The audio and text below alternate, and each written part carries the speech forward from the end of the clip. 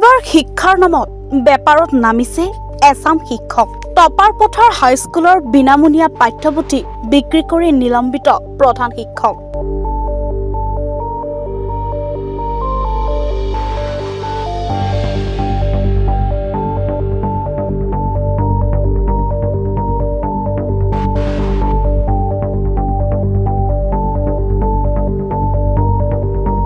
দক্ষিণ কামৰূপৰ নৱগঠিত চমৰীয়া সমষ্টিৰ অন্তৰ্গত গৰৈমাৰীৰ টপাৰ পথাৰ হাইস্কুলৰ প্ৰধান শিক্ষক আৰু একে বিদ্যালয়ৰ সহ শিক্ষকে মিলি ছাত্ৰ ছাত্ৰীৰ বাবে চৰকাৰে বিনামূলীয়াকৈ যোগান ধৰা কিতাপ চোৰাংকৈ বিক্ৰী কৰাৰ ঘটনাই পোহৰলৈ আহিছে।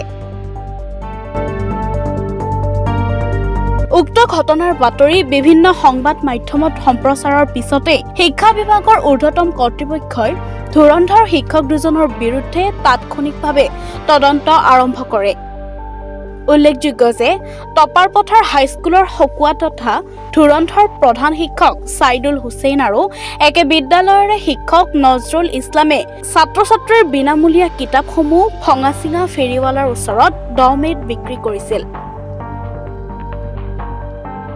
ফেৰীৱালাই বিদ্যালয়ৰ কিতাপসমূহ ক্ৰয় কৰি লৈ যোৱা অৱস্থাত স্থানীয় গাঁওবুঢ়াৰ লগতে ৰাইজে বিদ্যালয়ৰ কিতাপসহ ভঙা সামগ্ৰী কঢ়িয়াই নিয়া ভেনখন আটক কৰি আৰক্ষীক খবৰ দিছিল।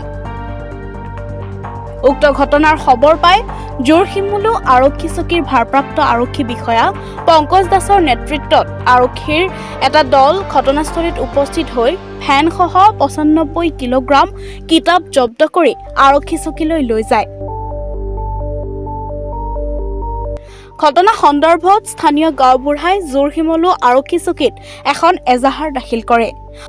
উক্ত এজাহাৰৰ ভিত্তিত আৰক্ষীয়ে 154/25 নম্বৰত এটি গোচৰ পঞ্জীয়ন কৰি তদন্ত আৰম্ভ কৰে। উল্লেখযোগ্য যে আজি কামৰূপ জিলাৰ আমিনগাঁওস্থিত শিক্ষা বিষয়াৰ কাৰ্যালয়ে তৎকালীনভাৱে প্ৰধান শিক্ষক ছাইদুল হুছেইন আৰু শিক্ষক নজৰুল ইছলামক চাকৰিৰ পৰা নিলম্বন কৰে।